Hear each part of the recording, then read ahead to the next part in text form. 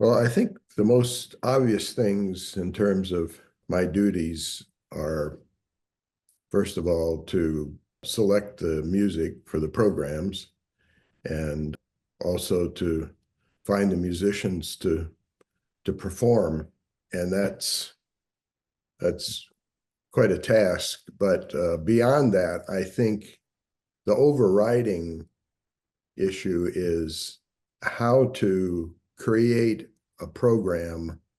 And when I say program, I mean the entire, everything we do, how to create events, music, performances that actually produce a brand for Midsummer's Music that set us apart as something special and unique.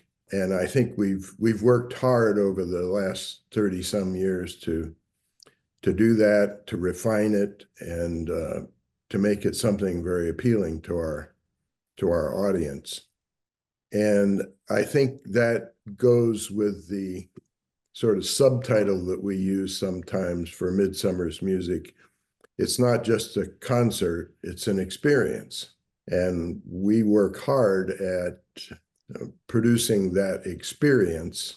But at the heart of it, of course, is a great performance. Very memorable music, very well played.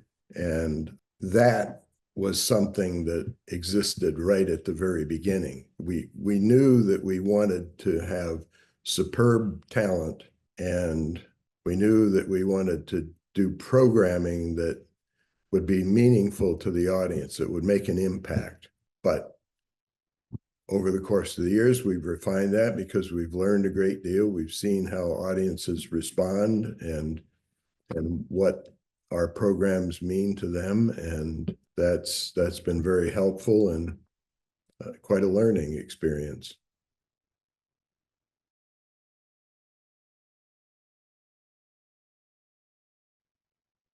I'm not sure there is a first step in planning a program, because I'm constantly thinking in terms of programs.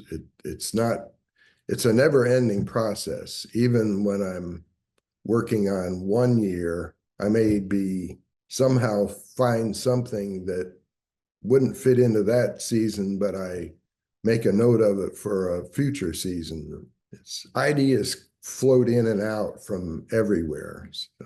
Sometimes they come from audience members.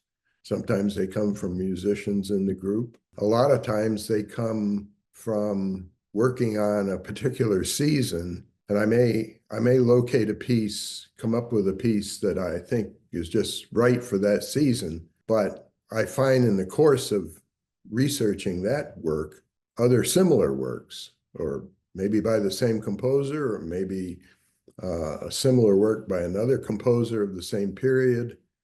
And I think, oh, there's something we should do, but we don't need to do it that year. So already ideas are presenting themselves for the coming year. But I've been asked this question many times by people in our audience. How do you plan the programs? And most often my answer is, I take a great big legal tablet. What is that? 8.5 by 14 or something like that. I like to work with those because they're so long. And I draw a line right down through the center from top to bottom. So I have two columns, and one column is for pieces that involve piano, and the other column is for pieces that don't involve piano. And that's because we play in two kinds of locations with piano and locations without piano. So our programs tend to group themselves that way.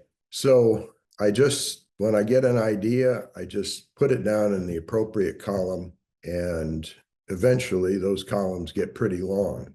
So then I start to look at pieces in the same column with the idea of what are they suggesting in terms of the kind of program they should be a part of.